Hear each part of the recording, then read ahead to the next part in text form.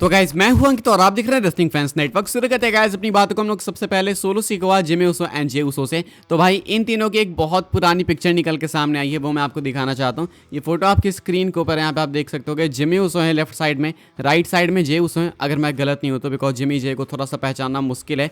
बाकी बीच में आपको सोलो सिकोआ क्लियरली देखने को मिलेंगे। सोलो सिकोआ सेंटर में है।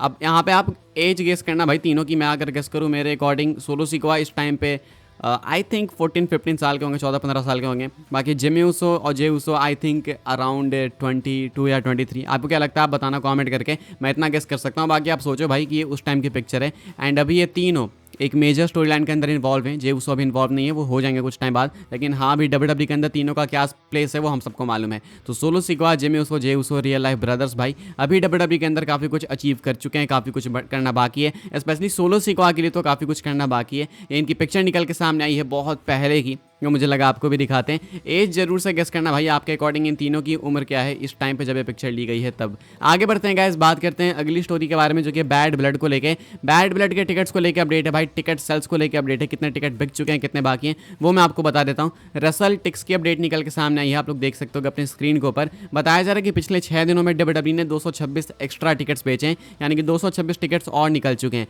तो सेटअप कैपेसिटी भाई 14,184 की है, इसमें से कि डिस्ट्रीब्यूट हो चुके हैं 13,811 टिकट्स। अवेलेबल हैं 373 टिकट्स, यानी कि WWE ऑलमोस्ट सारी टिकट्स को बेच चुकी है। लगभग मैं बोलूँ भाई कि ये जो है पूरा इवेंट सोल्ड आउट हो जाएगा आई थिंक अगले से अगले हफ्ते। अब अगले से अगले हफ्ते अगर आप देखोगे तो ऑलमोस्ट हम लोग क्लोज पहुंच ही जाएंगे बैड ब्लड के, बिल्कुल। तो उस टाइम तक ये शो सोल्ड आउट हो जाना चाहिए। अगर पिछले 6 दिन में भाई 226 टिकट्स बिके हैं तो इस हिसाब से देखोगे तो अगले 8 से 9 दिन के अंदर भाई सारे टिकट्स बिक जाने चाहिए, मैक्स टू मैक्स 10 दिनों के अंदर। यानी कि बैड ब्लड पहुंचते पहुंचते आराम से भाई ये वाला इवेंट सोल्ड आउट हो जाएगा। होने वाला है State Farm Arena Atlanta Georgia से। सो लेट्स सी भाई क्या होता है क्या नहीं। बाकी यहाँ रोमन रेंज कंपीट करने वाले हैं, तो वो देखना है कि कितनी जल्दी ये टिकट्स निकलते हैं। मैच तो ऑफिशियल हो चुका है, लेकिन जब WWE प्रॉपर इसको अगले स्मैकडाउन में बिल्ड करेगी तो उसका भी इफेक्ट काफी पड़ने वाला है टिकट सेल्स के ऊपर। 6 दिनों के अंदर 226 टिकट्स निकले हैं एंड अभी 373 टिकट्स भाई और बिकने बाकी हैं बैड ब्लड 2024 के लिए। आगे बढ़ते हैं गाइस, बात करते हैं अगली स्टोरी के बारे में, जो कि Trish stratus and Tiffany Stratton को लेकर। तो भाई ट्रिश स्ट्रैटस फेस करना चाहती हैं टिफनी स्ट्रैटन को WWE के अंदर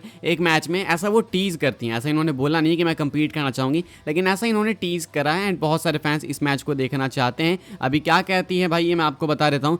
कॉमिक कॉन में बात करते हुए कहती हैं Trish Stratus, on which current WWE superstar से would like to face in the ring. मैं इसमें अगेन भी लगाना चाहूंगा। कहती हैं Becky Lynch, oh wait we did that already. उसके बाद हंसती हैं, उसके बाद बोलती हैं what time is it Tiffy time. I mean says a little bit arrogant and I think it would be interesting to show her what it's all about from someone back in the day, may be Tiffany Stratton. तो कहना है Trish stratus का कि Becky Lynch को मैं फिर से नहीं बेकी लिंच को नहीं, वो तो मेरा हो गया ऑलरेडी। अब पूछती है what time is it, so is it Tiffy time. कहती है कि वो टिफनी स्ट्रैटन ना काफ़ी एरोगेंट है एंड आई थिंक इंटरेस्टिंग होगा अगर मैं उसके ही लैंग्वेज में उसे जवाब दूँ, दिखाऊँ कि पहले हम लोग कैसे क्या क्या करते थे इन चीज़ों को। तो कहती हैं मे बी टिफनी स्ट्रैटन, यानी कि मे बी टिफनी स्ट्रैटन को ये फेस करना चाहेंगी इन रिंग रिटर्न करने के बाद। ऐसा कहना है ट्रिश स्ट्रैटस का। टिफनी स्ट्रैटन ने भी इस चीज़ के ऊपर पहले कमेंट करा था, जो कि एरोगेंट है, कुछ भी बोल लो आप, कैरेक्टर के अंदर एरोगेंट है। उनका कहना था एक इंटरव्यू के अंदर कि वो ट्रिश स्ट्रैटस की काफ़ी रिस्पेक्ट करती हैं। वो जानती हैं कि ट्रिश स्ट्रैटस भाई रेसलिंग इंडस्ट्री के अंदर विमेंस डिवीजन के लिए स्पेशली कितना मैटर करती हैं। एंड उसके बाद कहती हैं कि मैं उनको फेस करना चाहूँगी।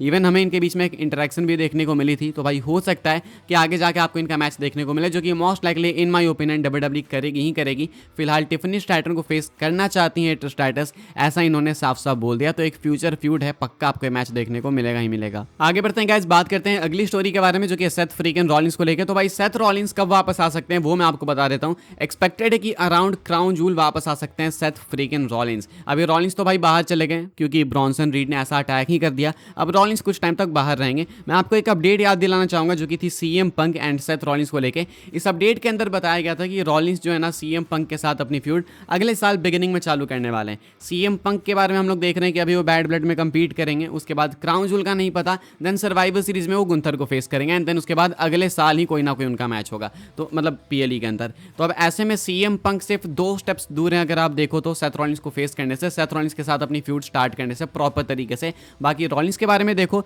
तो मोस्ट लाइकली वो क्राउन जूल के आसपास वापस आ सकते हैं, बिकॉज वो वापस आने के बाद पहले ब्रॉन्सन रीड से कंपीट करेंगे, अपनी फ्यूड खत्म करेंगे, जो कि एटलीस्ट 2 PLE तक तो चलेगी। तो एक्सपेक्ट करो क्राउन जूल तक शायद वो वापस आ जाएंगे। Crown joule and survivor series में कंपीट कर सकते हैं वो अगेंस्ट ब्रॉन्सन रीड, एंड इसके बाद वो भी CM पंक के साथ फ्यूड करने लगेंगे। यानी कि भाई सीएम पंक एंड रॉलिंस दोनों सर्वाइवर सीरीज तक फ्री हो जाएंगे एंड देन आप एक्सपेक्ट कर सकते हो कि दोनों एक दूसरे के साथ में अगले साल स्टार्टिंग से फ्यूड करने वाले हैं। तो फिलहाल भाई ये है चांसेस, ये है एक्सपेक्टेड चीज़ें जो कि मैं आपको बता रहा हूँ, कंफर्म नहीं है, स्पॉइलर नहीं है। कोई न्यूज़ आएगी तो मैं आपको बताऊंगा, जो कि आई थिंक आई एक्सपेक्ट कि बैड ब्लड के बाद कुछ टाइम बाद आ जाएगी।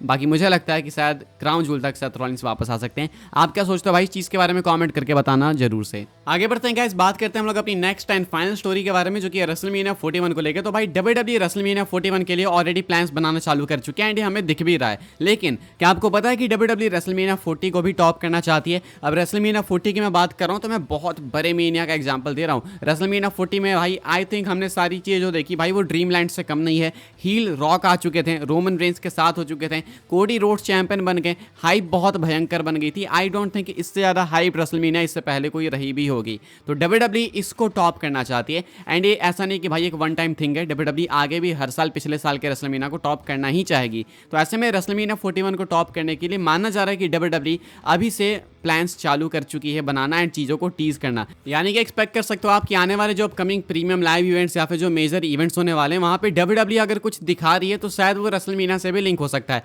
सपोज अगर WWE कोडी रोड्स को लेकर टीजर्स दिखा रही है तो हो सकता है कि WWE रेसलमेनिया 41 के लिए ही कुछ टीज कर रही हो, या फिर ये भी हो सकता है भाई कि अभी हमें कोडी रोमन साथ देखने को मिले तो ये कहीं ना कहीं रेसलमेनिया से लिंक्ड होगा। मैं ज़्यादा इसको कंफ्यूज नहीं करना चाहता आपको, बस इतना बताना चाहता हूँ कि WWE अगर अभी कुछ भी मेजर कर रही है तो हाई पॉसिबिलिटीज़ है कि वो रेसलमेनिया 41 से डायरेक्टली लिंक्ड हो। बिकॉज सेम हुआ था भाई पिछले साल भी, आपको याद होगा स्मैकडाउन के प्रीमियर में पिछले साल Roman Reigns and Cody Rhodes face to face आए थे। उस टाइम की मैं बात कर रहा हूँ जब कोडी and Jey Uso tag team champion बन चुके थे, तो उस टाइम ये लोग फेस टू फेस आए थे। तो हो सकता है भाई कि हमें शायद वापस से ऐसे ही टीजर्स देखने को मिले रेसलमेनिया 41 के लिए भी, या फिर हो सकता है अगेन रिपीटिंग की ये चीज़ें हमें ऑलरेडी देखने को मिल रही है लेकिन हम लोग अभी इसे नोटिस नहीं कर रहे हैं। वो हम लोग तब करेंगे जब रेसलमेनिया 41 होने लगेगा तब। तो अभी के हिसाब से भाई बस कहना इतना है कि रेसलमेनिया 41 को WWE और मैसिव बनाना चाहती है, रेसलमेनिया 40 से भी ऊपर लेके जाना चाहती है एंड इस बार तो पॉसिबिलिटीज़ भी है भाई कि इससे भी मैसिव मैचेस हमें देखने को मिले। बिकॉज जॉन सीना भी इस बार आपको कंपीट करते हुए दिखेंगे रेसलमेनिया के अंदर। पिछले साल तो भाई, पिछले साल क्या इस साल कंपीट करते हुए नहीं दिखे थे जॉन सीना, लेकिन अगले रेसलमेनिया में कंपीट करते हुए आपको देखने को मिलेंगे जॉन सीना, ये तो पक्का कंफर्म है। सीएम पंक का भी मैच होगा रॉलिंस से। तो कार्ड वाइज भी आप देखो तो चीज़ें ऑलरेडी सेट दिख रही हैं, लेकिन मेन है अब स्टोरी, मेन है अब WWE कहानी किस तरीके से लिखती है, किस तरीके से चीज़ों को हाइप करने की सोचती है। बहुत सारी चीज़ें हैं, आपकी क्या डिमांड है WWE से, आप क्या चाहते हो, एक चीज़ कमेंट करके बताना, देखना कि भाई ये तो होना चाहिए। फिलहाल भाई इस वीडियो के लिए बस यही सारी अपडेट्स थी। आई होप आपको इन्फॉर्मेशन मिली हो तो वीडियो को लाइक करें, शेयर करें, सब्सक्राइब करें चैनल को, ताकि आने वाले टाइम के अंदर आपको और भी सही WWE की news updates time to time जानने को मिलते रहे। फॉलो कर सकते हैं आप लोग मुझे इंस्टाग्राम एंड ट्विटर पर, लिंक आपको मिल जाएगी डिस्क्रिप्शन में। ज्वाइन कर सकते हैं व्हाट्सएप चैनल को, उसकी भी लिंक आपको मिल जाएगी डिस्क्रिप्शन में। मिलूंगा मैं आपसे अगले वीडियो में, तब तक के लिए good bye, thanks for watching, good night. सुबह में देख रहे हो तो गुड मॉर्निंग।